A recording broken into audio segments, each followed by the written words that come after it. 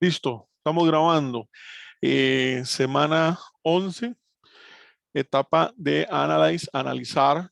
Está en la plataforma, ustedes lo tienen ahí. Nada más vamos a ir viendo. Es una presentación que realmente es bastante práctica, pero tiene algunos elementos pues que se las traen. Y está en función de algo que a veces los estudiosos o los que están con el tema de datos se estresan un poquillo con el tema de cuando los datos no son normales. Yo con el tiempo he aprendido de que eso no es un estrés, porque muchas veces es estresarnos sin un sentido, ¿verdad? Recordemos que dependiendo del tipo de datos, en estadística, que tenemos dos datos, bueno, dos tipos, datos continuos, también conocidos como datos variables, y datos discretos, también conocido como atributos. Dependiendo de esos tipos de datos, vamos a tener distribuciones de probabilidad distintas. El tema de la normalidad, ¿verdad? Es que tal vez la palabra normal, ¿verdad? Como que uno piensa, es que normal es bueno, lo normal es bueno, y lo que no es normal es como anormal, ¿verdad? Como que estos dijéramos datos anormales, pero no, no, no. Es mera, no, no.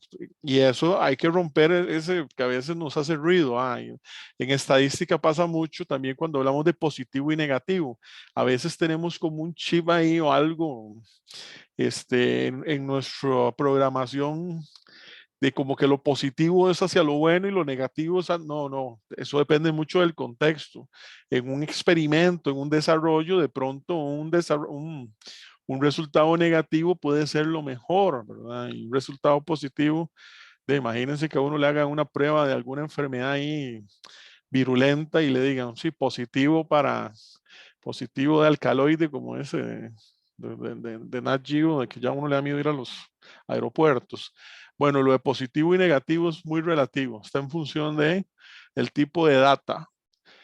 En el tema de los datos continuos o variables, de las muchas distribuciones que hay, la normal es una de ellas, que puede ser que en cierta forma es una de las más utilizadas y la probabilidad de un enfoque hacia los datos son normales. O, por ejemplo, si tenemos datos de origen discreto o atributos, el concepto de normalidad no tiene sentido, ¿verdad? No podemos agarrar ese tipo de datos y hacerles pruebas de normalidad. Un error clásico, característico de mucha gente.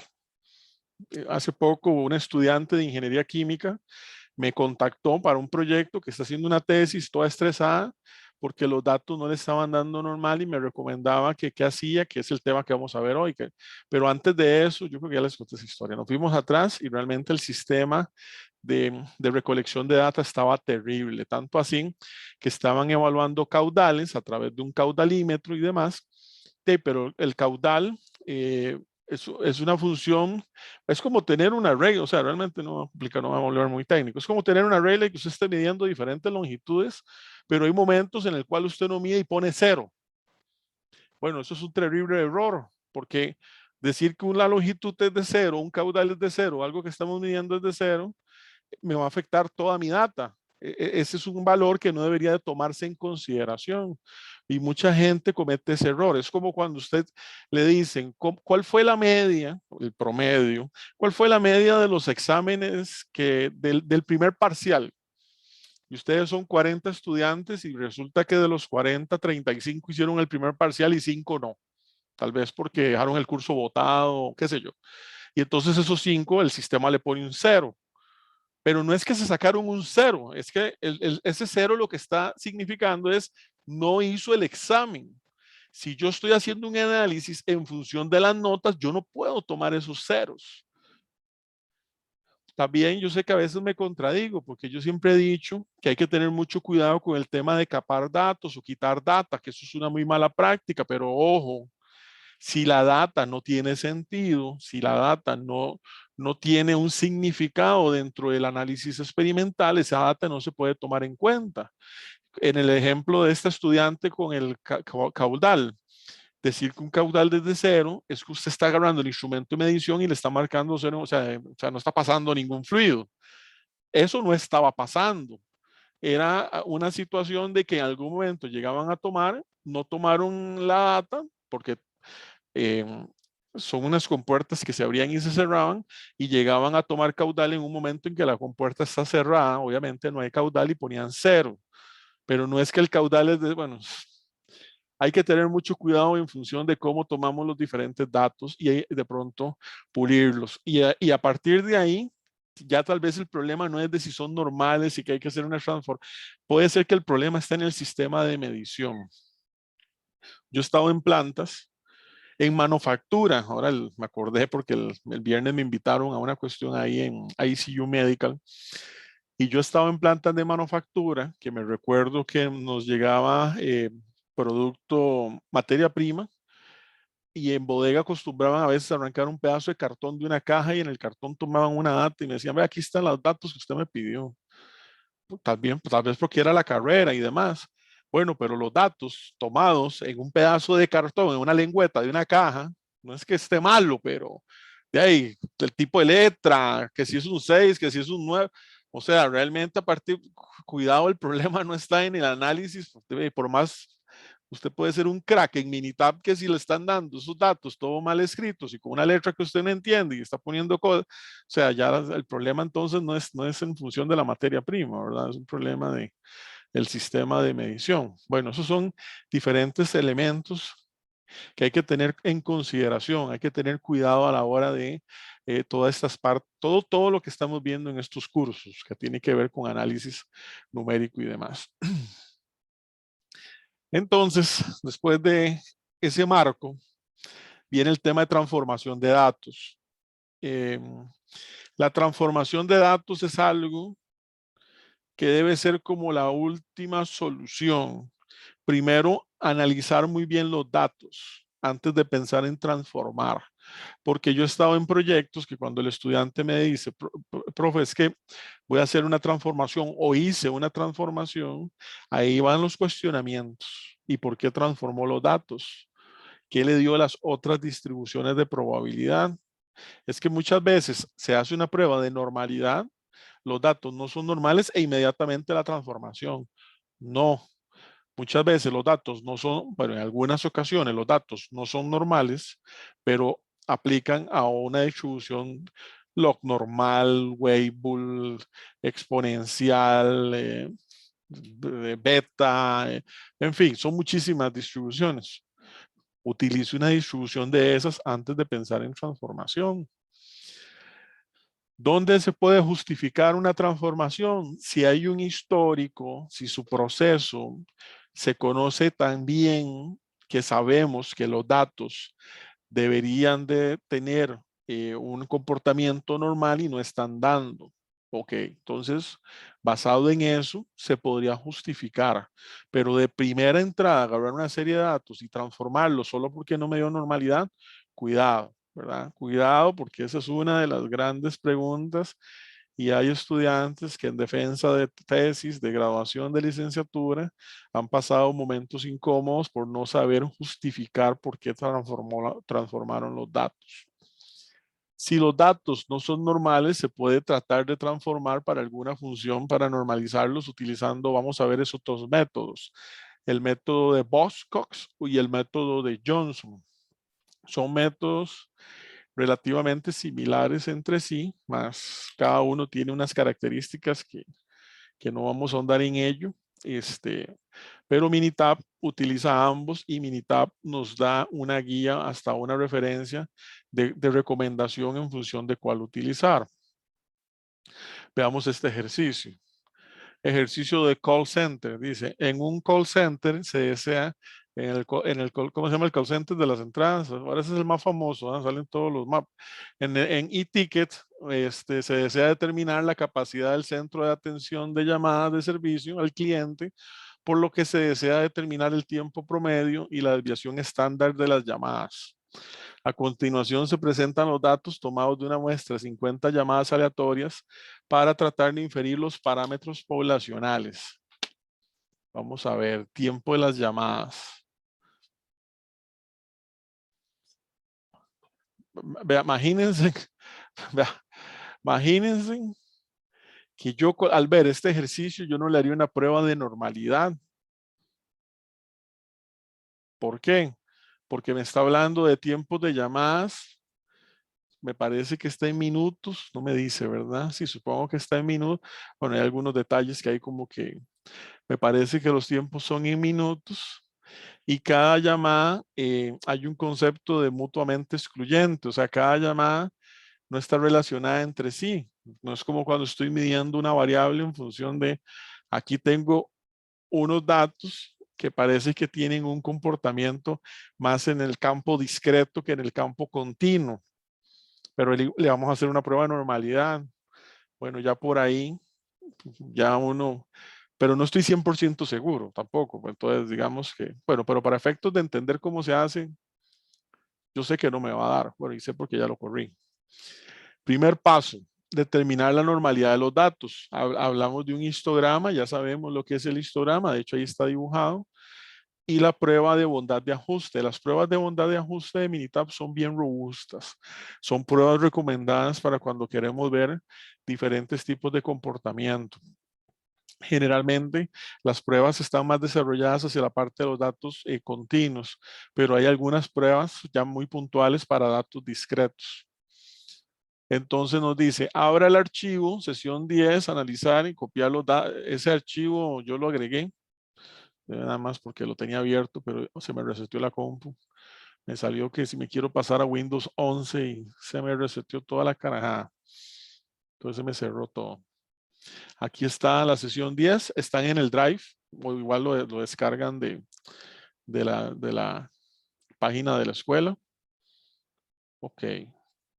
Ahí están los datos de call center y ahí está lo que hay que hacerle, ¿verdad? Esta es la imagen que sale por ahí y aquí están los datos en columna. Entonces, abrir, bueno, y abrir Minitab, copiar los datos a Minitab. Entonces nos vamos a llevarlos a Minitab. Le vamos a decir que estas llamadas las vamos a jalar a Minitab. Las pegamos ahí en cualquiera de las columnas. Y luego me dice que haga un histograma. Los pasos están ahí. Voy a llevarlo aquí solo para seguir el mismo orden. No tanto por un tema de, porque si no, después se me enreda la cosa. Dice que vamos a hacer un histograma. Eso está sencillo, ¿verdad? Gráfico, histograma. Y le decimos que un histograma con ajuste. ¿Qué más le vamos a decir? Le vamos a aceptar. La variable es llamadas. De pronto, opciones de DM para ver si aquí hay alguna opcióncita que sería interesante que nos mejoren. No. Mostrar datos, símbolos, distribución. Bueno.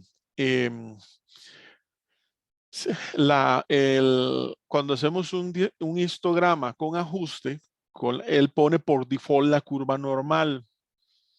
Si ven que habla de ajustar distribución, si nosotros dijéramos, mira, esos datos no obedecen a una curva normal, a alguna otro tipo de curva continua, podríamos ajustar el histograma. Entonces ya no sería el con ajuste buscando siempre simetría, sino que podría buscar. Ahorita no lo vamos a hacer, pero esa es buena por si uno ve que los datos se comportan de alguna otra manera. Pero bueno, en este caso no.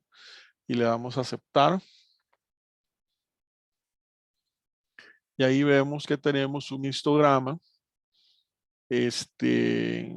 con una leve asimetría negativa, ¿verdad? Hacia la cola izquierda. Yo le puedo dar aquí clic derecho, etiqueta de datos. Y ahí están los diferentes, la cantidad de valores en cada una de las clases. Dice que la media es de 3.16, pensando en que son llamadas, o sea, la media de las llamadas es de 3 minutos y el resto, con una desviación estándar, son 50 datos, muy bien. Un histograma ya por sí solo descriptivamente me puede dar pistas de si hay normalidad o no, pero bueno, pero no es suficiente. Realmente el histograma es una herramienta descriptiva que me sirve pues para hacer análisis basados en ciertos comportamientos, pero para saber si mis datos son normales necesito hacer una prueba más robusta. Con Excel, algunos autores, he visto hasta videos de YouTube, dicen que a la hora de hacer un análisis basado en kurtosis y principalmente kurtosis, pero también con coeficiente de asimetría, nos puede dar muy buenas pistas de si los datos son o no son normales. Pero vamos a ver, ¿para qué usted quiere pistas si al final puede tener la respuesta correcta? ¿Cómo va a tener la respuesta correcta? Haciendo una prueba de normalidad, donde usted le dice en estadística básica que aquí abajo hay algo que se llama prueba de normalidad, determinar si los datos siguen una distribución normal. Utilice esta opción cuando tenga mediciones continuas tales como la longitud o el peso. También yo en gráfica, yo puedo hacer una gráfica de distribución de probabilidad. Si yo quisiera comparar entre distribuciones. Pero bueno, específico, y creo que en herramientas de control también hay una identificación de la distribución individual. Tengo como diferentes lugares para llegar a pruebas que son relativamente similares, pero bueno, vamos a quedarnos con la prueba de normalidad. Ahí le damos a aceptar y le decimos que queremos analizar la variable conocida como llamadas. Minitab nos da 3 opciones de pruebas de normalidad. Las pruebas de normalidad se basan en un intervalo del 95% y entonces un valor alfa del 0.05 y lo que vamos a buscar es que ese p-value esté por encima. Si está por debajo, los datos diríamos que no son normales dependiendo del tipo de prueba. Las 2 pruebas más conocidas, más utilizadas, Minitab me da 3, pero las 2 pruebas más utilizadas conocidas son la Anderson-Darling, esta que está acá. Esta es una prueba que es muy robusta en colas. Y generalmente, ¿verdad? En las colas de la campana. Generalmente, como el tema de valores atípicos y las situaciones de dispersión andan por ahí, Minitab por default hace la prueba de normalidad basada en Anderson-Darling, ¿verdad? Una prueba que le llama la AD.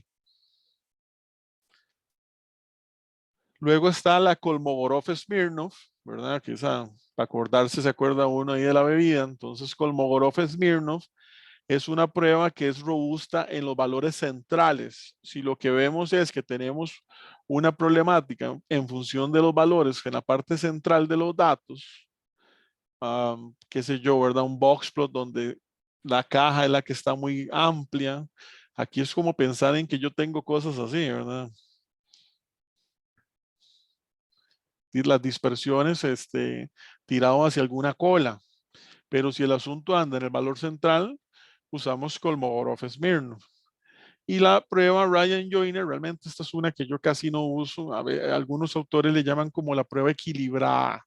Es como bueno, se basa en como el tomar el todo, no como Anderson-Darling, que se enfoca en colas, no como Kolmogorov-Smirnov, que se enfoca en el centro, sino que es como la prueba equilibrada.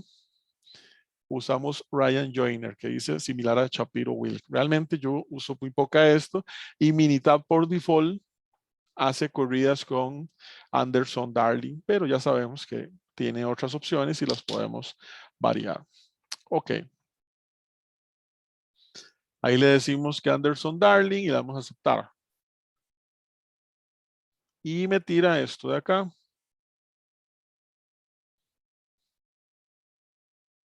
Este comportamiento que vemos ahí es un comportamiento clásico de tener atributos.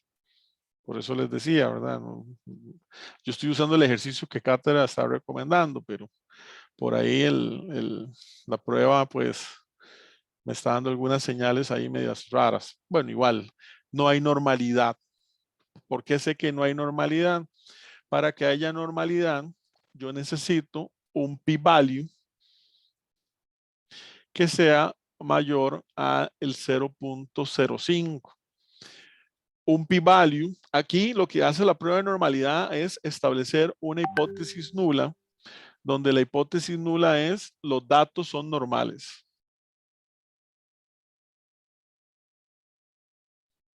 La prueba se hace con un intervalo de un 95% por default. Y la hipótesis alternativa es lo contrario. Los datos no son normales. No obedecen a una distribución de curva normal. Como el p-value es menor que el nivel de significancia de 0.05, también llamado alfa, se rechaza la hipótesis nula. No podemos asegurar que los datos son normales y se acepta la hipótesis alternativa. Quiere decir que esos datos no son normales, pero además que la imagen ya uno lo está visualizando.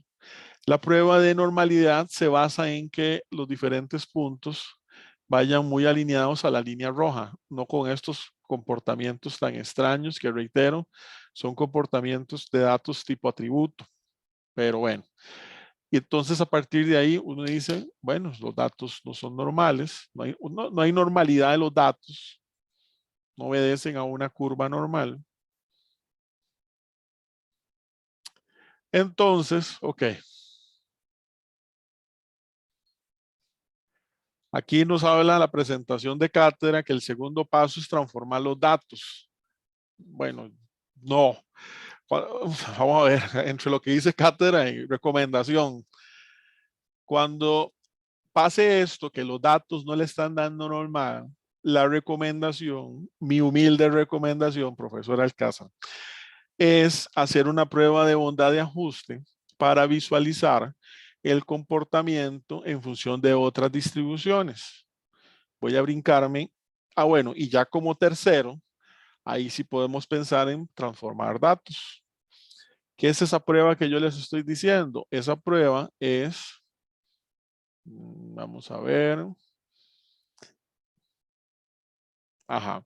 Es venirnos acá a estadísticas, herramientas de calidad, identificación de la distribución individual. Dicen, identificar una distribución o transformación adecuada antes de realizar un análisis de capacidad, antes de entrar en el tema SP, CPK y primero ver cómo está la data. Utilice esta opción cuando no esté seguro si sus datos siguen una distribución normal. Bueno, ya sabemos que no, pero antes de pensar en transformación, uno le puede decir a Minitab hacer esta prueba. La columna es llamadas, el tamaño del subgrupo parece que es un solo subgrupo, ¿verdad? No estoy 100% seguro, pero el ejercicio no me dice lo contrario, como para pensar que de las 60 llamadas fueron tomadas, por ejemplo, de 10 en 10 o de 5 en 5 o de 20 en 20. Bueno, eso no lo sabemos, pero no lo descartaría del todo. Pero ya uno trabajando ahí, pues averiguaría bien cómo se manejó eso. Y déme para ver qué más había por aquí. Esto lo dejo igual. Esto, no. Ven que aquí sí me permite ajustar mi nivel de confiabilidad, que generalmente por un estándar casi siempre se coloca como un 95%. Y le damos a aceptar. Esta es una prueba muy robusta en la cual yo puedo ver diferentes comportamientos. Por ejemplo, aquí me está diciendo en función de la normal. Yo sé que se ve pequeño, ahí las disculpas. Yo para agrandarlo tendría como que abrir cada una de ellas. No las voy a abrir todas por temas de tiempo, pero aquí está la primera prueba que ya hicimos. Prueba normal, me está dando muy baja. Transformación de Boxcox me está dando baja, no me está recomendando hacer una transformación de Boxcox. Log normal, no hay tampoco. En esta otra me está descartando todas las que me estén dando menor a 0.05, me las está descartando. Por aquí está la transformación de Johnson, arriba creo que me lo había dicho. No se dejó de seleccionar una, o sea, él me está diciendo, este ejercicio no está para transformación, pero en la presentación de cátedra nos muestran con ese ejercicio cómo hacer una transformación. Ok, yo lo voy a desarrollar porque la presentación no lo pide, pero ya yo desde aquí diría, no es un ejercicio ni para transformación y no veo alguna distribución que esté en función de para escoger otra distribución. De hecho, lo veo aquí como aquí está el resumen. Dos tipos de distribuciones y las transformaciones. Y vea que todas me están dando valores de un p-value menor a 0. Bueno, menor a 0.05. O sea, reitero, esto refuerza mi hipótesis de que es que estos datos son atributos, no son variables. Bueno, no pasa nada. Yo diría aquí, no, esto hay que hacerle otro tipo de, pero bueno. Pero en la presentación nos van a enseñar cómo hacer una transformación. Hagámosla, no pasa nada. Cuando hacemos transformación, bueno, vamos a comenzar con Boxcox. Boxcox, para pegar esto por aquí para tener referencia.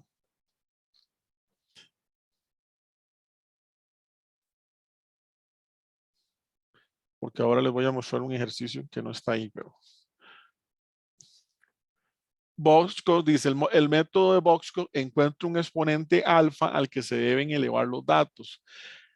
Él lo que utiliza es un alfa que en función del valor, vea que ahí nos da alfa de -1, -0.5, 0.5 o 2. Dependiendo del valor, nos recomienda hacer una transformación. Ejemplo, si a mí me da un alfa de 0.5,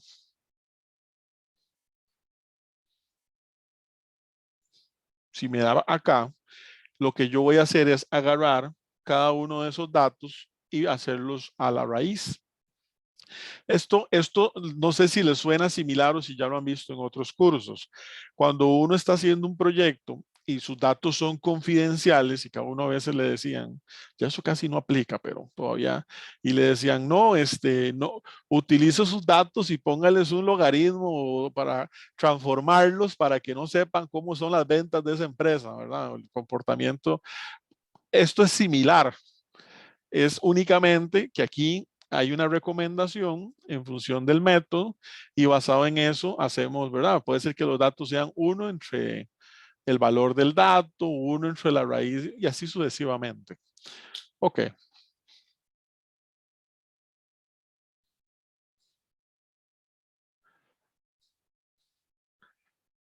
Esta es como la fórmula toda matemática de lo que se hace, ¿verdad? No vamos a entrar mucho en eso. Yo aquí puse algunas cosas puntuales. Utilice el intervalo de confianza para determinar si es adecuado realizar una transformación de la siguiente manera. Para la transformación, tal vez aquí le va a dar un enter. Para la transformación de Boxcox, un valor de alfa de 1 es equivalente a utilizar los datos originales. ¿Ok? Por lo tanto, si el intervalo de confianza de alfa óptimo incluye 1, entonces no es necesaria una transformación. Eso es sin que yo estoy haciendo la prueba de bondad de ajuste, porque la prueba que ocurrió ahora, él de una vez me recomienda si vale la pena aplicar un Boxcox en función de que ese p-value me dé más alto. Y me recomienda Johnson. Pero Johnson de una vez la descartó porque puso como un error ahí, ¿verdad? Entonces dijo, no, Johnson del todo no, la exponencial del todo no, y la exponencial de 2 parámetros del todo no, y la gama de 3 parámetros del todo no. Y las otras, ahí más o menos están la información, pero no es una información pues de todos los p-values están bajos.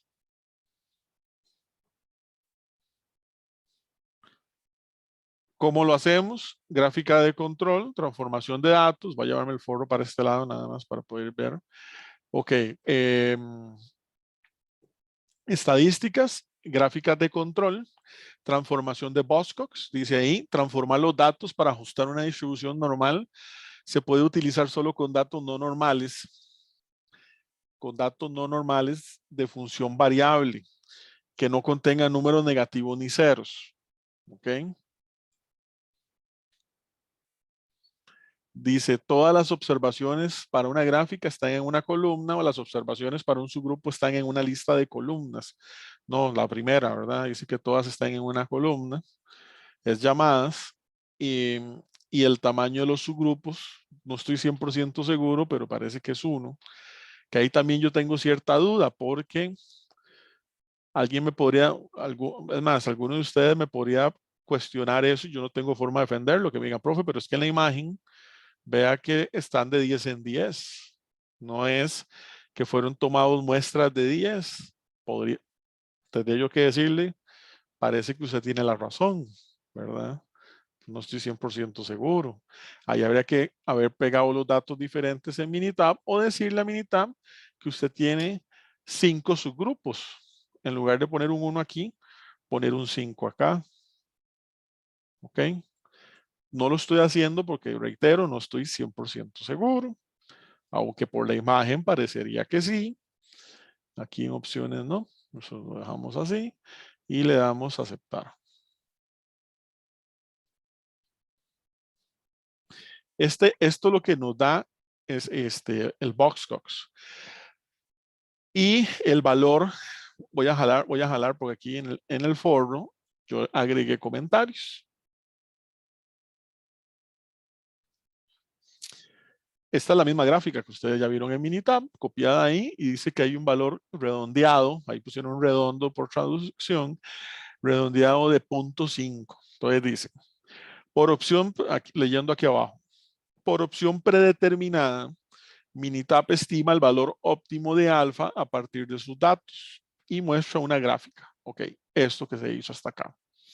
El eje X de la gráfica representa los valores de lambda para una transformación de los datos. Está en función de, él me va a dar un rango que dependiendo de dónde caiga, me recomienda cuál valor utilizar según la imagen que vimos ahora. ¿Se acuerdan que había unos valores en positivos? 1.5 menos 1, ok. Y la transformación recomendada. El eje Y representa la desviación estándar de los valores transformados después de ser estandarizados.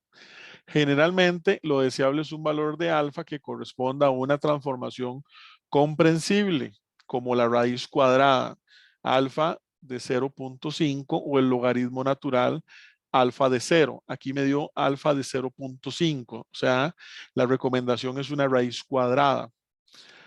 Si un valor redondeado adecuado se ubica dentro de los límites de confianza, entonces Minitab indica el valor redondeado.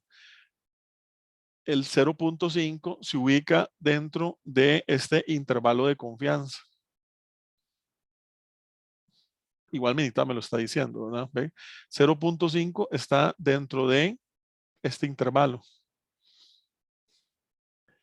¿Qué más? En este ejemplo, el intervalo de confianza a un 95% de alfa es eso que está ahí, no incluye al 1.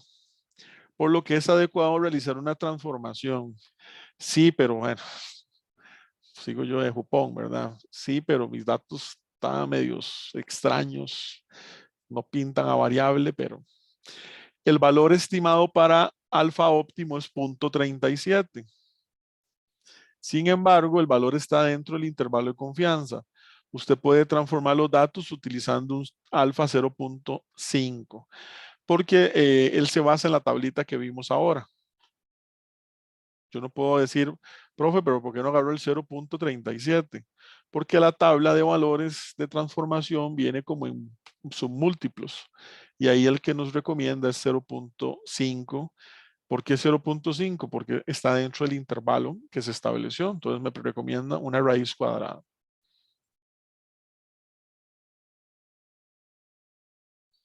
Bueno, ahí estaba la imagen. Yo me fui para atrás. Entonces, ¿qué es lo que habría que hacer en Minitab? Que aquí la presentación de cátedra lo hace, pero no vamos a llegar a nada. Pero bueno, yo igual se los voy a mostrar. Y ahora hago un ejercicio donde sí podemos ver qué es lo que estaríamos haciendo. Vamos a transformar esos datos,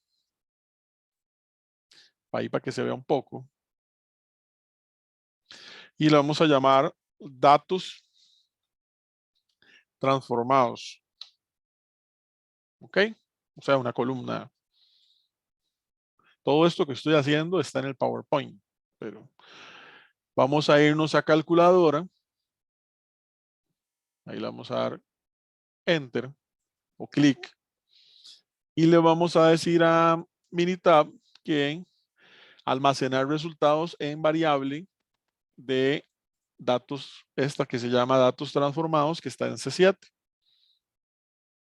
La transformación que me está pidiendo es una raíz cuadrada. Aquí está. ¿Y la raíz cuadrada de cuál número? Yo le puedo poner raíz cuadrada de C6 o de llamadas. Lo mismo. De esta columna. Y creo que si lo voy a aceptar, él me los transforma. Listo. Y ahí me los transformó.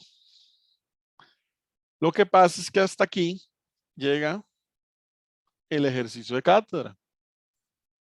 Luego a partir de aquí nos pasa a la transformación de Johnson.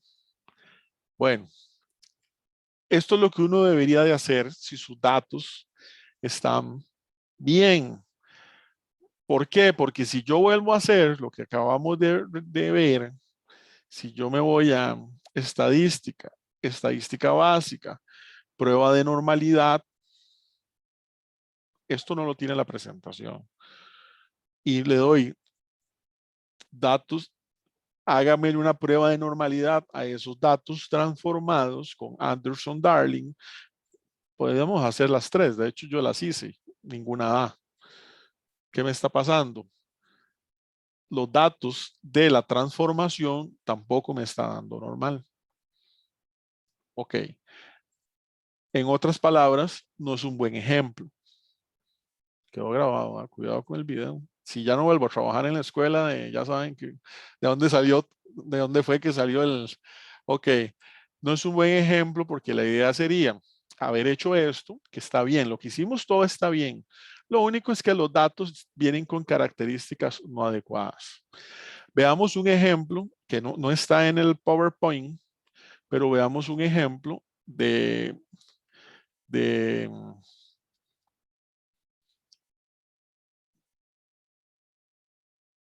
la correcta aplicación. No es que la hayamos hecho mal, es que los datos de una aplicación que sí nos va a dar como tal.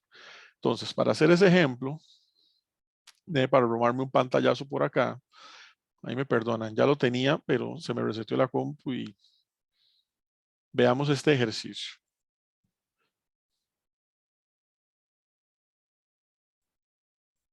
Ahí está. Veamos este ejercicio. Es igual, es de Boxcox. Un fabricante textil desarrolló un sistema de energía solar para precalentar el agua para una caldera, que es parte del sistema de energía para el proceso de producción, ¿verdad? Las calderas. Ok, un técnico monitorea la cantidad de energía que se utiliza cada hora para asegurarse de que el proceso de precalentamiento sea estable. Eh, Luego dice abajo, antes de hacer una gráfica IMR de los datos, donde podemos ver media y rangos, el técnico realiza una prueba de normalidad de los datos y encuentra que no siguen una distribución normal. El técnico efectúa a continuación un análisis de Boxcox para determinar si una transformación es adecuada. Y ahí pues hagamos este ejercicio. No es un ejercicio que esté en la presentación, pero ahí queda en la grabación. Aquí están los datos, dos columnas, hora y energía, pero realmente la columna que ocupamos es la de energía. ¿Qué pasa? Ya me está diciendo que no siguen los datos no siguen una distribución normal. Hagámosle una prueba de normalidad a energía. ¿Ven lo que yo les digo de cómo se ven unos datos cuando vienen de función variable? Pues ya uno cuando ve esto, uno dice, bueno, el pi-value es menor a 0. Estos datos no son normales. Para que fueran normales necesitamos como que los valores están al centro, pero vea lo que está pasando como en estos extremos, ¿verdad? Por ahí, y bueno, y un poquito ahí, más o menos por acá, más o menos por acá. Él debería estar alineado a esta línea roja, la recta de mejor ajuste. Bueno, igual los datos no son normales. ¿Qué pasa si yo le hago lo que les mostré ahora? Estadísticas, herramientas de calidad Identificación de la distribución individual. Y yo le digo que, ay, perdón, tengo que borrar el anterior. Y yo le digo que energía, un fabricante textil desarrolla un sistema para calentar, técnico monitorea. Ok, voy a usar uno porque no me dice lo contrario, ¿verdad? No me está diciendo que hay subgrupos de tanto y lo voy a aceptar. Ahí me está dando las diferentes distribuciones. Pero vean lo que está pasando en esta. En esta imagen, la transformación de Boskop dice que es un p-value de 0.598. Es válido hacer una transformación de Boskop. Bueno, pero también, si usted no quisiera transformar sus datos, usted podría trabajar pensando en que sus datos obedecen a una distribución log normal. ¿Y cuál es el problema?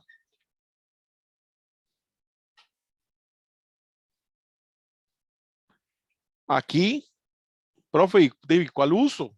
Bueno, si yo no conociera este proceso y es la primera vez que estoy empezando a descubrir, imagínense, me contratan ingeniero de calidad en planta, nadie sabe, hablo de Boskop y me dicen, no, usted está loco, ¿dónde sacó eso?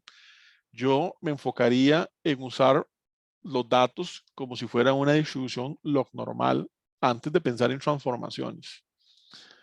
Pero si yo estuviera en una planta, en un proceso, donde me dicen, no, es que esos datos son de origen normal, pero alguien, ¿verdad? Tienen que, mucha, habrá que preguntárselo como a varias personas si de verdad, ok, entonces sí puedo pensar en una transformación.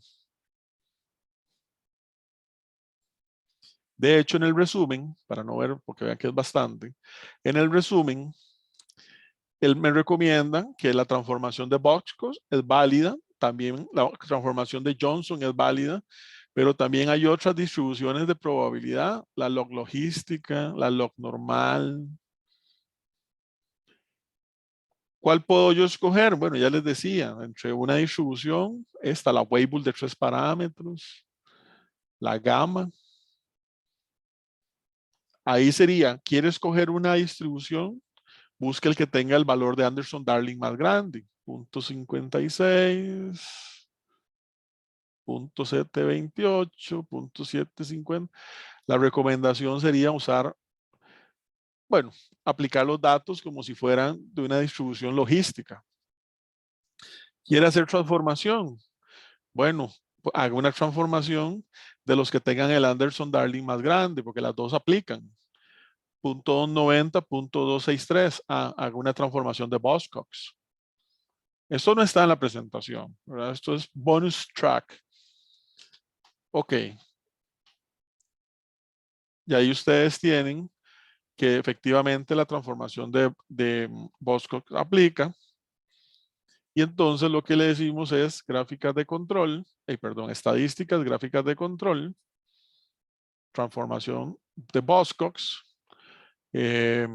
llamadas ya no, energía, tamaño de los subgrupos 1, porque no estoy aceptar. Bueno, eso lo puedo hacer más grande. Y aquí me está diciendo que la recomendación para la transformación es un valor redondeado de -1, por lo que ya expliqué. El -1 queda dentro del parámetro. El valor exacto es -1.03 y Minital lo redondea y recomienda hacer una transformación basado en un alfa de -1. ¿Y que era un alfa de -1? No recuerdo.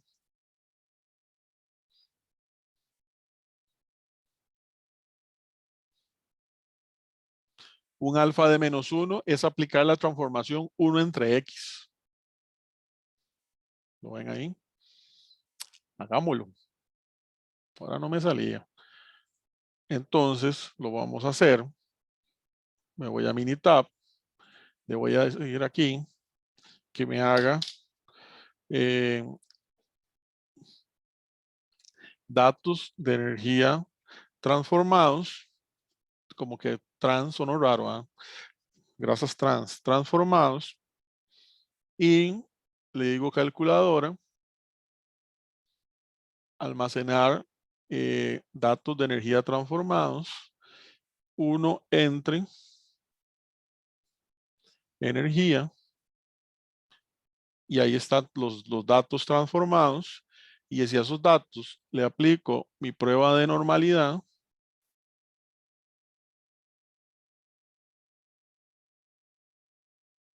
ahora sí. Ven, esto es lo que el ejercicio anterior no me estaba mostrando. El ejercicio anterior me enseñó cómo hacerlo, pero llegó a un resultado y me salí de un hueco para meterme en otro hueco, al final, ¿verdad? Aquí sí, aquí, ahora ya esos datos calculados con la transformación que recomendó Minitab, la transformación de Boskov, del lambda, este es el lambda más feo que han visto en su vida, del lambda de -1, la recomendación es hacer 1 entre X sub I, 1 entre los datos, y ahora sí me dice que los datos obedecen a una distribución normal porque el p-value está por encima, entonces se acepta la hipótesis nula de que los datos obedecen a una distribución normal.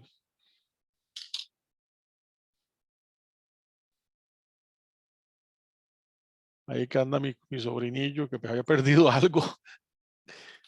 Lo tenían buscándolo, pero ya lo encontró. Un cubo Rubik. Dice, ok, a diferencia de Boskov, la transformación de Johnson permite también valores de 0 y o negativos, ¿verdad? Habíamos visto. Y ya vimos que en las pruebas de bondad de ajuste, Minitab nos dice cuál transformación recomienda. Entonces tampoco es algo como cuando uso uno, cuando él nos lo da, y en función de eso, pues también nos va a definir un tipo de transformación. Veamos un ejemplo. Un ejemplo que también tiene grandes oportunidades de mejora, porque es un ejemplo que no va a encontrar una solución, pero nos va a mostrar cómo hacerlo. Entonces, en este ejemplo, vamos a usar los datos de transformados. Ah, bueno, es el mismo ejemplo de las llamadas, pero ya sabemos que hacer una transformación de Johnson, porque la habíamos hecho anteriormente, una prueba de bondad de ajuste, y él me había dicho que Johnson hasta me le había marcado un error, ¿verdad? Ya desde aquí, ya yo con esto que está aquí, yo diría a ese ejercicio no le aplica la transformación de Johnson. Y ya al llegar acá abajo, al ver el p-value de Boskov, tampoco. Pero bueno, lo vamos a hacer en función de entender la dinámica, y luego yo les pongo un ejercicio donde sí corre. Entonces, traigo el foro para acá. Vamos a hacer al ejercicio del call center. Nos vamos a ir a herramientas de la calidad. Y por acá está la transformación de Johnson. Vea que él dice, transformar los datos para ajustar para ajustar una distribución normal antes de realizar un análisis de capacidad. Se puede usar una variedad de datos no normales, incluyendo números negativos y ceros. Una limitación que Boskov tiene. Entonces le decimos que efectivamente una transformación de Johnson, donde le vamos a decir los datos transformados, perdón, columna individual, le voy a decir las llamadas y almacenar datos transformados en C8. A la par de, no le puse titulito, no pasa nada. Y le doy a aceptar. ¿Qué es lo que está pasando aquí? Que no llego a nada, ¿verdad? De hecho, aquí en el foro, en la presentación de PowerPoint, le puse algunos comentarios.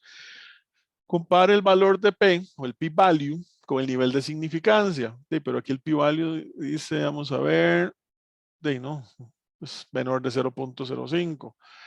¿Qué es lo que estoy buscando yo con la transformación de Johnson y con Boskov anteriormente? Validar la hipótesis nula. Y la hipótesis nula en este contexto es sus datos son normales. La hipótesis alternativa, sus datos no son normales. Y acá, al ver este p-value, no acepto, rechazo la hipótesis nula. Entonces sigo, a pesar de haber hecho una transformación, sigo estando en, no es un buen ejercicio. Aunque los pasos son los mismos, ¿verdad? Un valor P, un p-value que es menor que el alfa, indica que una distribución no provee un ajuste adecuado. Un valor de p-value menor que el alfa, ¿verdad? Menor a 0.05, indica que la distribución normal no provee un ajuste adecuado. Sí, rechaza la hipótesis nula. Si la transformación de Johnson es efectiva, el valor de P o el p-value de los datos transformados va a ser mayor que alfa. Ese p-value va a ser mayor a 0.05. No está pasando acá. Y lo que nos hace cátedra es que nos pone una diapositiva que dice, la transformación de Johnson no siempre encuentra una función óptima. Está bien. No es un buen ejercicio. No es un buen ejemplo. Pero hagamos este otro. Ese no está ahí.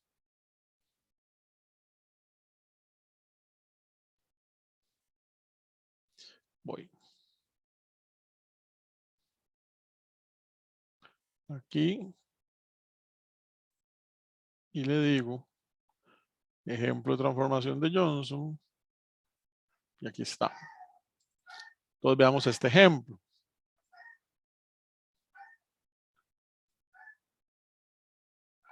Un ingeniero especializado en calidad que trabaja para una empresa de suplementos nutricionales desea evaluar el contenido de calcio en las cápsulas de vitamina. El ingeniero toma una muestra aleatoria de cápsulas y registra su contenido de calcio. Con base en la experiencia previa, el ingeniero sabe que los datos son asimétricos hacia la derecha. Asimetría en cola derecha, asimétrico positivo. El ingeniero realiza una transformación de Johnson para transformar los datos de modo que sigan una distribución normal y almacenar los valores transformados en la hoja de trabajo para efectuar otros análisis. Bueno, veamos eso. Abra los datos de contenido de calcio. Entonces en Minitab le decimos que nos abra esos datos de contenido de calcio. Yo los jalo por acá. Estos datos no recuerdo si los subí al Drive, si no yo los agrego para que ustedes lo tengan ahí por si quieren hacer el ejercicio. Creo que sí, pero no estoy 100% seguro. Ok, entonces, ¿qué hacemos ahí? Bueno, antes de hacer la transformación de Johnson, vea que el enunciado me decía asimetría y no sé qué. Veamos si es cierto. Histograma con ajuste de calcio, una sola columna.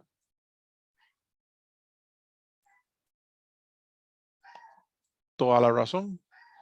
¿Qué es lo que vemos aquí?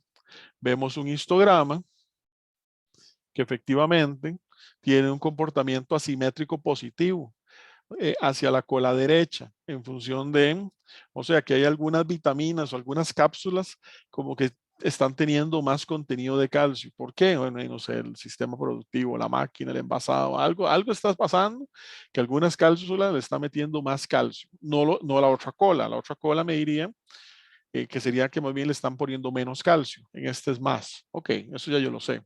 Me lo había dicho, ya lo confirmé. Si le hago la prueba de bondad de ajuste,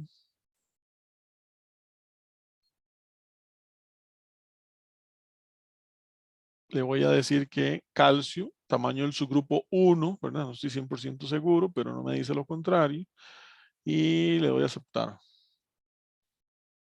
Y aquí me empieza a descartar algunas. Normalidad. Hijo, vean qué interesante lo que está pasando aquí. Aquí estamos jugando en los umbrales. Esta primera es la prueba en la curva normal. Y el p-value me está dando 0.046. Ese valor de significancia alfa, para yo aceptar la hipótesis nula, debe ser mayor que 0.05. Es levemente menor, pero si yo redondeara, hay un empate técnico. Estoy en los umbrales. Pero bueno, trabajando con 3 decimales no aplica. Se rechaza la hipótesis nula los datos no son normales, pero vea que la imagen pareciera que está uno casi. Pero hay otras que sí funcionan, ¿verdad? Hay otras que uno podría decir, ya el cuento que me eché, vámonos al resumen, a ver qué me recomienda él en función de las transformaciones. Y las transformaciones me dice, bueno, Boxcox es válida, es un p-value de 0.324. Y Johnson es válida, pero Johnson le super gana a Boxcox. Claro, una línea súper torcida. Quiere decir que si lo que quiero hacer es transformación de datos, Johnson es mejor. Pero Boskok aplicaba también. Pero bueno, es Johnson. Johnson y Johnson. Y entonces, ya sabemos eso. Nos vamos a estadísticas, herramientas de calidad, y aquí hay una que se llama transformación de Johnson. Ya la habíamos leído. Le decimos ahí, le decimos que los datos están en calcio y que almacene, él me da esta otra opción que antes no me daba. ¿Dónde quiero colocar los datos transformados? Bueno, la columna calcio está en C1. ¿Quiere ponerla a la par? Ok, entonces pongámosla en C2. Si las quisiera tener pegadas, yo podría ponerla en cualquier otra, C3, C4, C. Está bien, digámosle que a la par. Es más, pongámosle en C3 y dejamos una en blanco de promedio. Y ahí están los datos transformados y él me abre esta imagen que difieren tremendamente de esto.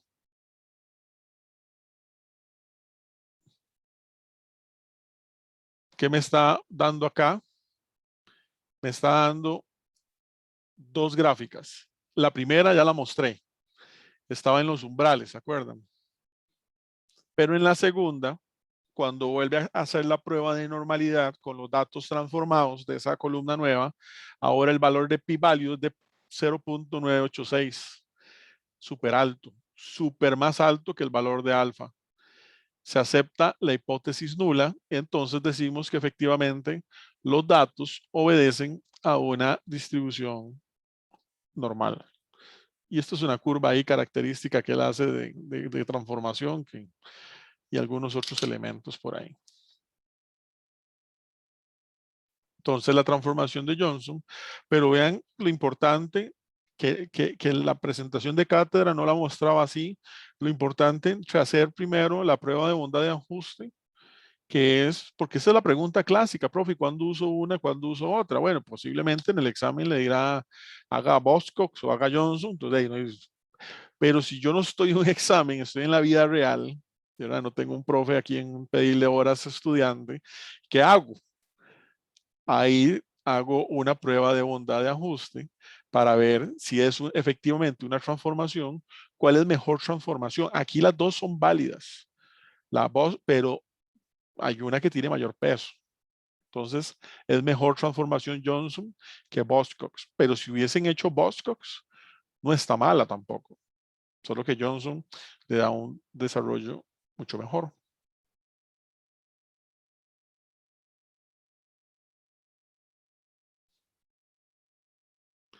¿Qué más? Aquí, tercer paso, determinar la normalidad, histograma, onda de ajuste. Esto ya lo hicimos, ¿verdad? Sí, esto no hay nada nuevo aquí. Todo esto está repetido, eso ya se hizo. Datos no normales. Esto ya lo demostré, solo que en la presentación lo ponen como de este lado.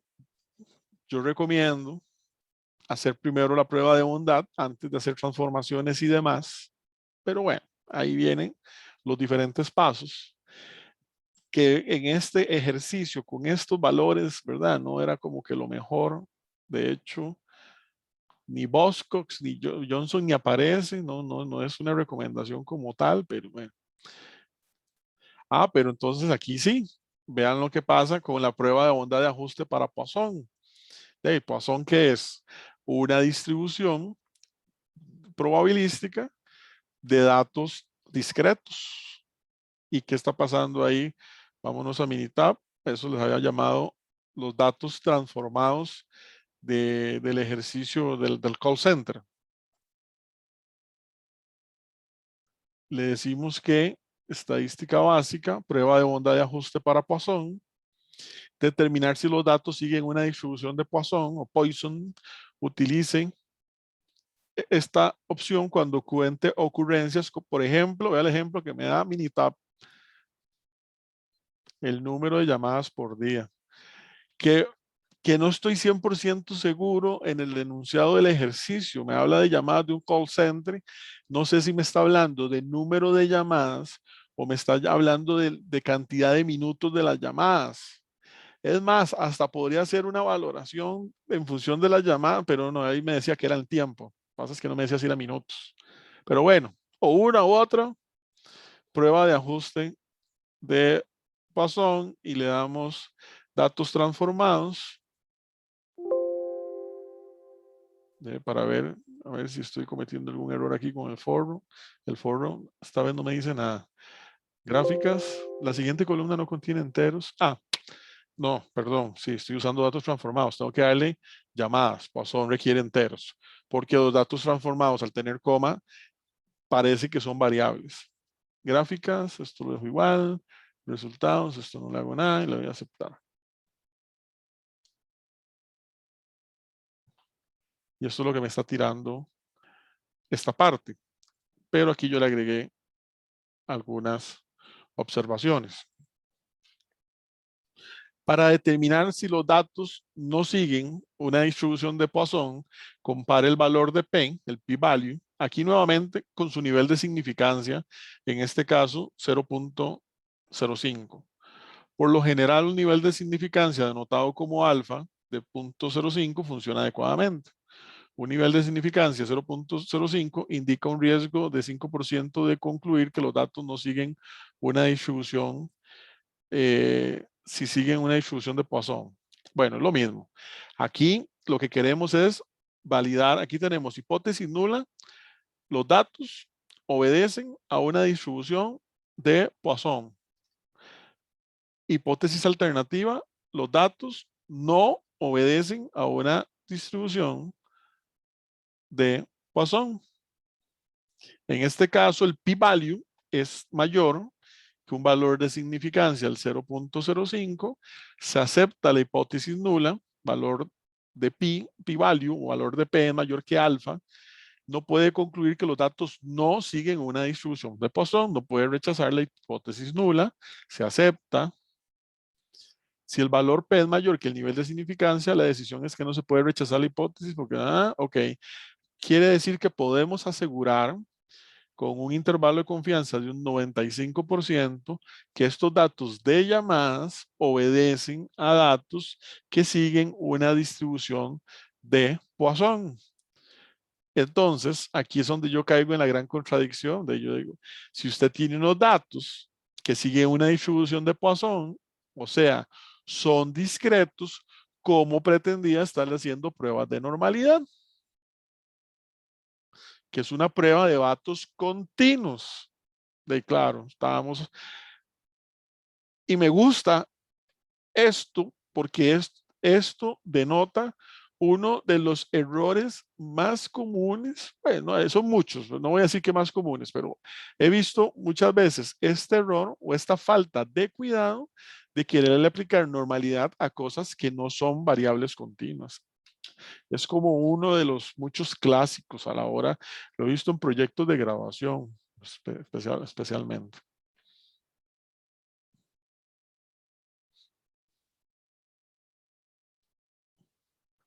Bueno, y hay algunos comportamientos en función de Poisson y ok. Vamos con este otro elemento, pruebas no paramétricas. Ok, a veces esto suena medio extraño, uno dice como pruebas paramétricas, no paramétricas, esto suena rudo. Realmente el principio es que lo paramétrico está en función de cuando hay normalidad y lo no paramétrico cuando no.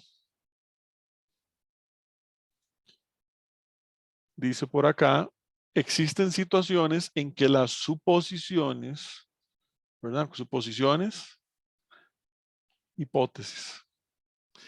no se pueden justificar, pues existe duda en cuanto a su aplicación, como por ejemplo cuando una población es muy sesgada. Para estos casos se han elaborado diversas pruebas y métodos que son independientes de las distribuciones poblacionales y los parámetros asociados a ella. De un libro de estadística, no es necesaria una suposición respecto de la forma de la población. A estas pruebas se les conoce como no paramétricas. Esto significa que no es necesario suponer que existe una población normal.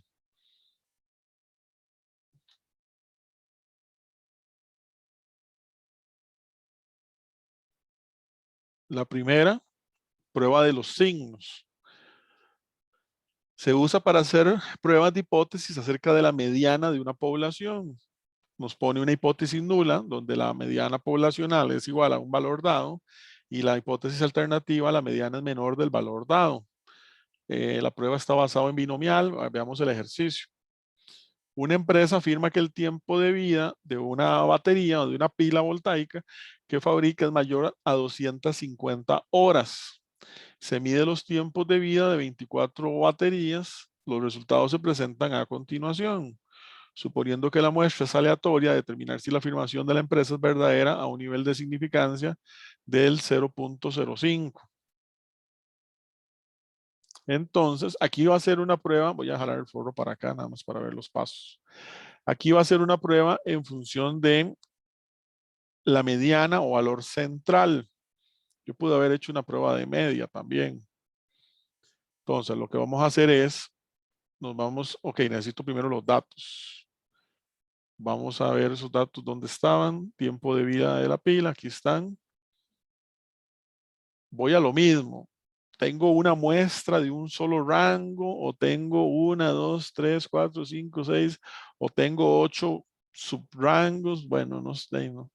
Esto es clave a la hora, y Minitab te la hace de una o de otra manera, pero está bien. No lo sé. Peguemos eso por aquí. Ahí está. Tiempo de la batería. Entonces, vengo a estadística. En la pestaña estadística hay una que se llama pruebas no paramétricas, y hay un montón de pruebas. Aquí vamos a ver como dos o tres. La primera, prueba de signo para una muestra. Determinar si la mediana de una muestra difiere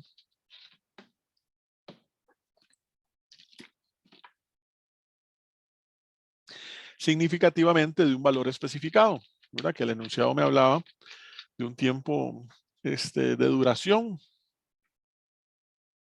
¿De cuánto? Ya lo olvidé. Me hablaba en función de un tiempo de 250 horas. Entonces, lo que estoy buscando acá es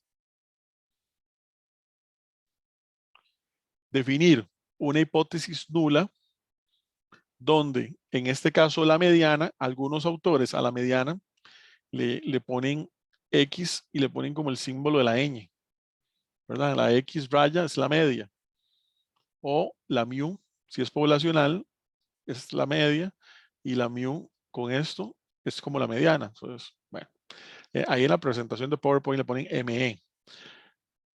Es igual a 250 horas.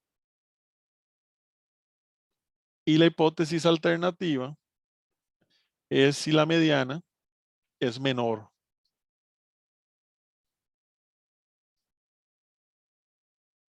Esto de igual, menor, está relativo. Una empresa afirma que el tiempo de vida de un tipo de pila que fabrica, ok, es mayor a 250 horas. Entonces, igual o más. Y lo que vamos a ver es si es menor. ¿Por qué les digo? Porque alguien puede haber dicho, profe, ¿por qué no pone diferente? Podría ser. Lo único es, y yo podría hacer perfectamente el análisis en función de H sub 0 igual, H sub 0 diferente. Aquí el tema es, ¿puedo aceptar la hipótesis nula o la puedo rechazar? Pero si acepto la hipótesis alternativa, no sé si me está hablando de que al ser diferente es menos de 250 horas o es más de 250 horas. ¿Me explico? Porque se vuelve una prueba bilateral. ¿Se acuerdan? Que eso ya lo habíamos hablado. Pero en este caso, nos vamos a enfocar en que la batería dice que aguanta 250 horas y el análisis va a estar en función de una prueba hacia cola izquierda que sea menor de 250 horas. O sea que no me está pasando de eso. Eso no dice el PowerPoint, ¿verdad? Pero, ¿qué más hacemos aquí? Aquí le decimos que la variable es tiempo, ¿sí? Que es C2. Intervalo de confianza, vea que por default él me dice un 95%. ¿Cuánto es la mediana de la prueba? De ahí estamos con un valor de 250 horas. Pero aquí tengo tres opciones, que ya lo hemos visto la semana pasada, la antepasada. Menor que, no es igual a o mayor que, lo acabo de explicar. Entonces, escogemos menor que, ¿cierto? Y le vamos a aceptar. Y aquí tenemos la prueba de signos en función de qué me está diciendo esto que está aquí, está en el PowerPoint y yo le puse algunos comentarios. Veámoslo por acá. La hipótesis nula, bueno, la mediana, él me pone como una N ahí rara. Ok, la hipótesis nula es la batería dura 150 horas, 250 horas. La hipótesis alternativa es rechazar la nula y que la batería dura menos de 250 horas. En estos resultados, la hipótesis nula indica que la mediana de capacidad de la pila es igual a 250 horas. Listo. Puesto que el valor de P o p-value es de 0.924, 0,924, es mucho mayor que el valor de alfa o valor de significancia. Usted no puede rechazar la hipótesis nula. La hipótesis nula no se puede rechazar. Se acepta. No puede concluir que la mediana capacidad de la pila es menor a 250 horas. Esa batería está aguantando 250 horas o más, pero no menos, en función de ese análisis muestral.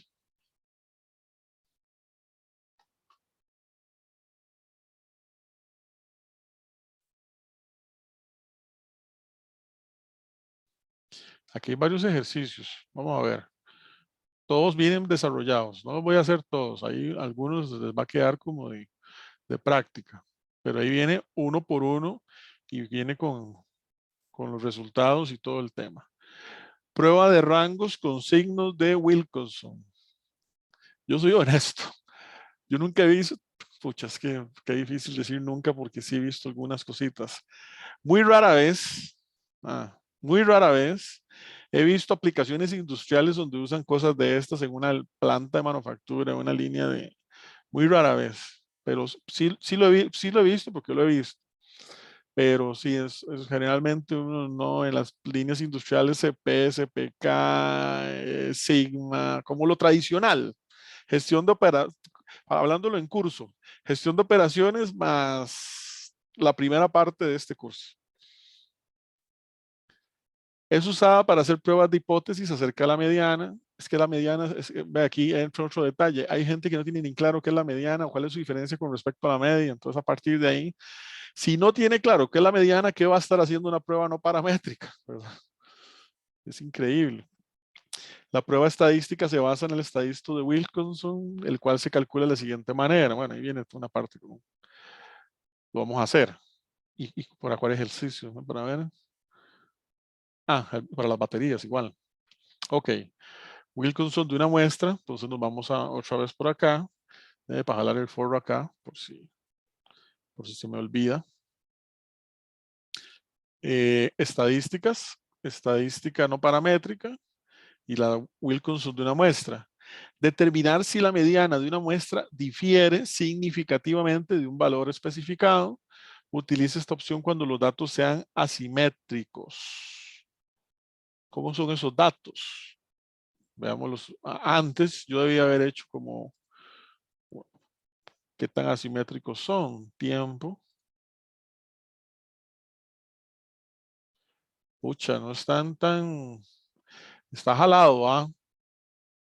Pero ¿qué pasa si le hago estadística básica, mostrar estadísticos descriptivos y le digo tiempo y quiero ver el coeficiente de asimetría?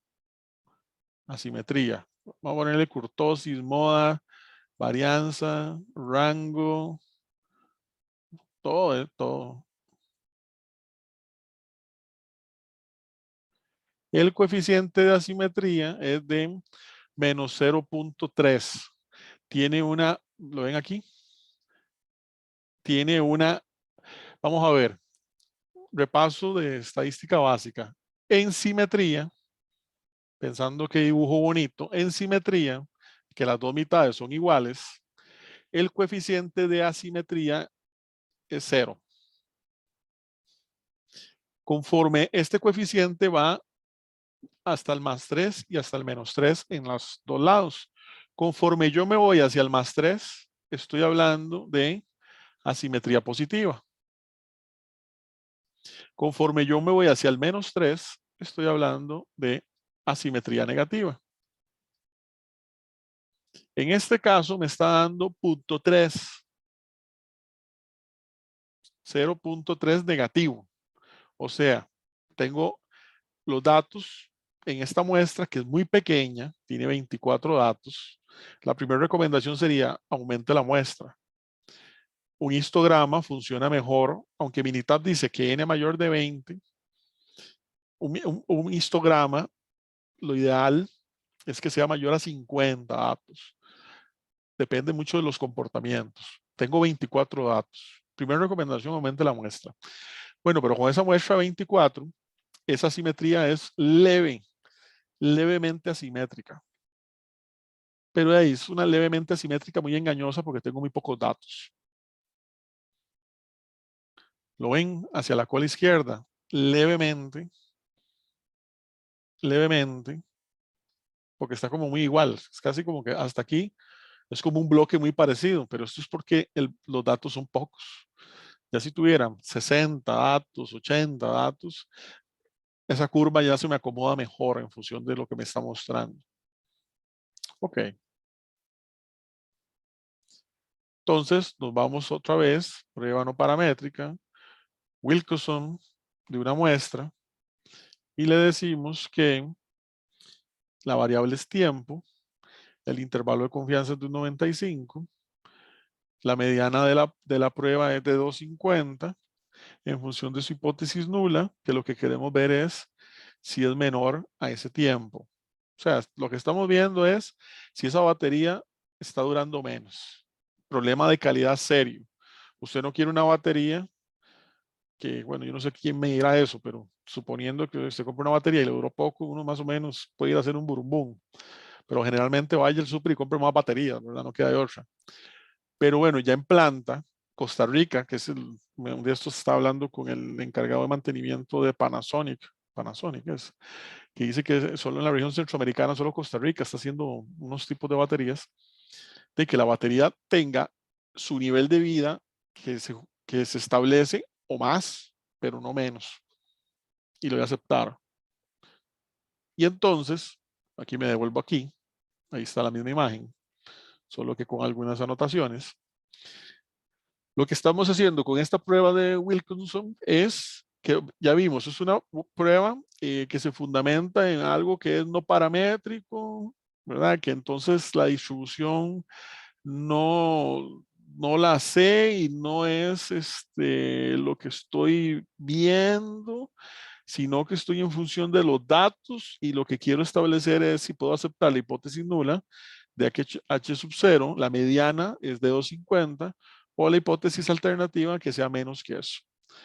Me dio un p-value de 0.788, muchísimo mayor a mi nivel de significancia. Yo lo establecí, le puse un 95%. La hipótesis nula indica que la mediana del tiempo de reacción es 250 horas. Ajá, exacto. Puesto que el p-value es de 0.788, que es mayor que el nivel de significancia 0.05, usted no puede rechazar la hipótesis nula. Se acepta. Y no puede concluir que la medida del tiempo sea menor. No puede concluir esto. Esas baterías, efectivamente, ante esas dos pruebas, me están dando más de las 250 horas de valor medio como tal.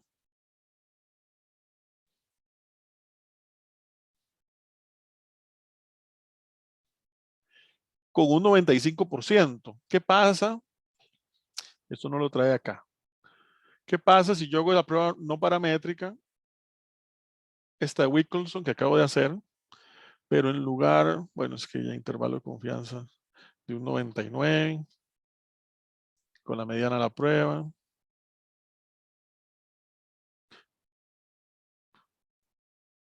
Está dando igual.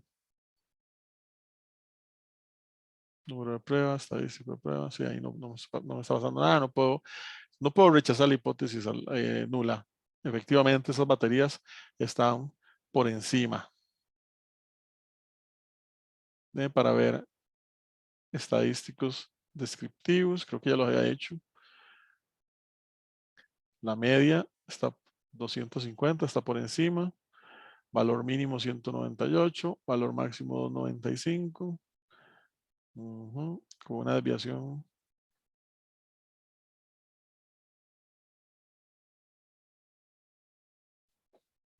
Si aquí lo que estoy viendo es 250 horas está aquí.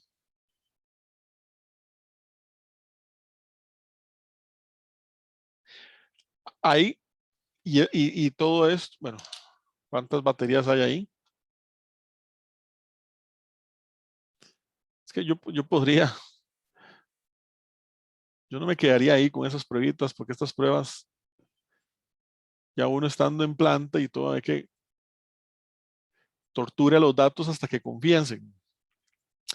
Tengo 24 datos, primero una muestra no muy grande. Me están hablando de que los tiempos de la batería es de 250 horas, ¿verdad? La gran mayoría, no la gran mayoría, pero 3, 6, 9, 12, 13, 15 de las 24 efectivamente están entre ese valor o más. Pucha, pero tengo algunas que están por debajo de. No sé los intervalos de confianza. Igual esto es una muestra muy pequeña para desarrollar todo eso. Pero si los intervalos de confianza estuvieran ahí un más o menos 10%, ¿verdad? Como digamos aquí y aquí. Y hacia el lado derecho, digamos que usted no está tan grave porque aunque se me pase, usted tiene un producto, en este caso baterías, que tienen mayor rendimiento. Eso nunca va a ser malo. Pucha, pero esa planta está generando algunas baterías que tienen rendimientos menores, ¿verdad? Entonces, ojo, yo ahí hay que tener mucho cuidado en función de esas pruebas, que aunque no podríamos rechazar la hipótesis nula y aunque la muestra es pequeña, habría que analizar más a profundidad para decir o asegurar qué tan bueno está ese proceso, porque todo pinta como que no está del todo bueno. Por ahí podrían haber algunos detalles. No lo puedo juzgar más. ¿Por qué? Porque necesitaría juzgar más, tener más elementos de análisis, valor nominal, límites o intervalos propios del proceso productivo, los límites de tolerancia del proceso, una muestra más grande y alguna otra serie de condiciones para poder hacer un buen análisis de capacidad. No lo tengo aquí, pero sí hay algunos detallillos como que están un poco. Estas pruebas que estamos viendo de no paramétricas, fijo, hay ejercicios que salen de eso. En el examen vienen, haga la prueba le ponen un enunciado y le dicen, haga la prueba de un signo. Ya ustedes saben que no paramétricas, todas están aquí. Y no todas entran. Hay unas que no. Y haga la prueba tal, es saber dónde estoy llegando y cómo definir, cómo interpretar. Todo está en función del p-value. Yo aquí juzgo un poco más porque ya uno, para sacarle un poco más de millaje, pero ya sabemos que hay algunos detalles que se pueden ajustar, se pueden este, valorar distinto por ahí.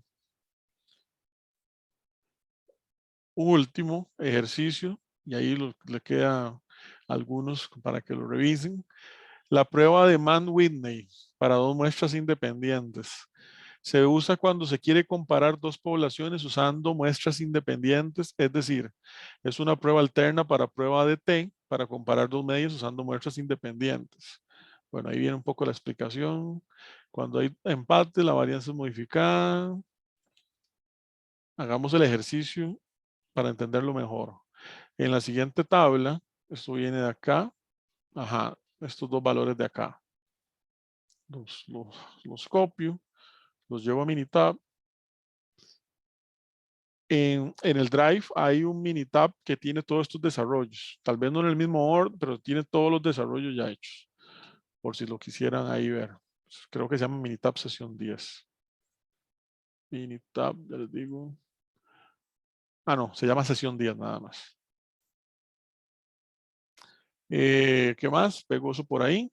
En la tabla siguiente se muestra la resistencia de cables que se hicieron de dos aleaciones diferentes, la 1 y la 2.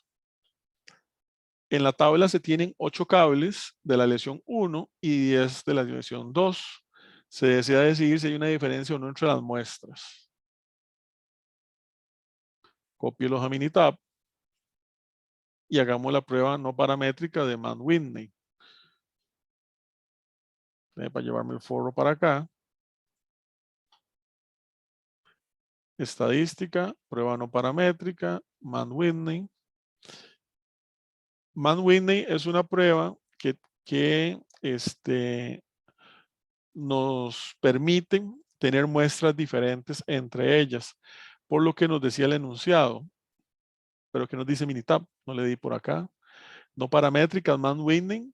Determinar si las medianas de dos grupos difieren cuando los datos de ambos grupos tienen distribuciones de forma similar. Aquí tengo muy pocos datos. Esto no es una buena cantidad de datos para esa prueba, porque si me está hablando de forma, cuando me habla de forma similar, me está hablando de un histograma. Yo no puedo hacer, bueno, no sé si puedo, pero hacer un histograma con tan poquitos datos no tiene sentido. Pero bueno, digamos que es como para aplicar la prueba. Le voy a aceptar. Y entonces la primera muestra, le digo que aleación 1. Segunda muestra, aleación 2. Nivel de confianza. Y el enunciado me decía, tengo 3 opciones. Igual o diferente. Ven para ver porque no me acuerdo el enunciado. Aquí lo tengo. El enunciado me decía,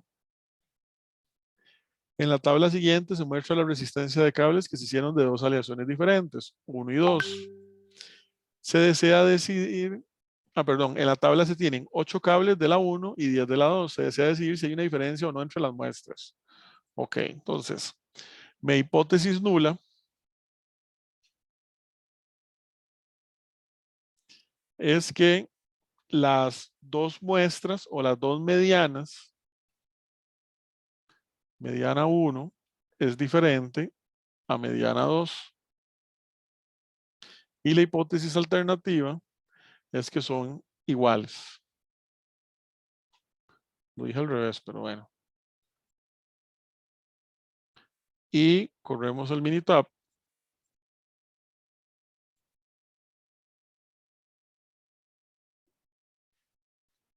Y esto es lo que me está dando.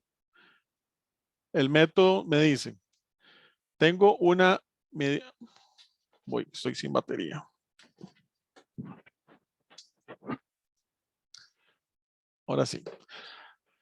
Tengo una mediana del primer valor, aleación 1. Tengo una mediana del segundo valor, aleación 2, y luego la diferencia. Si ellas fueran iguales, ¿verdad? A donde yo hago mediana 1 menos mediana 2, si ellas fueran iguales, 10 y 10, me estaría dando 0. Si ellas fueran diferentes, me estaría dando diferente de 0. Entonces, eso es lo que está buscando la hipótesis nula y alternativa. De hecho, eso que estaba explicando está aquí abajo. Lo que me está diciendo es que si se acepta la hipótesis nula o H sub 0, las dos medianas son iguales. Pero si se rechaza, quiere decir que se acepta la hipótesis alternativa, H sub A o H sub 1, quiere decir que las dos medianas son diferentes. ¿Qué pasó aquí? Lo que pasó aquí es que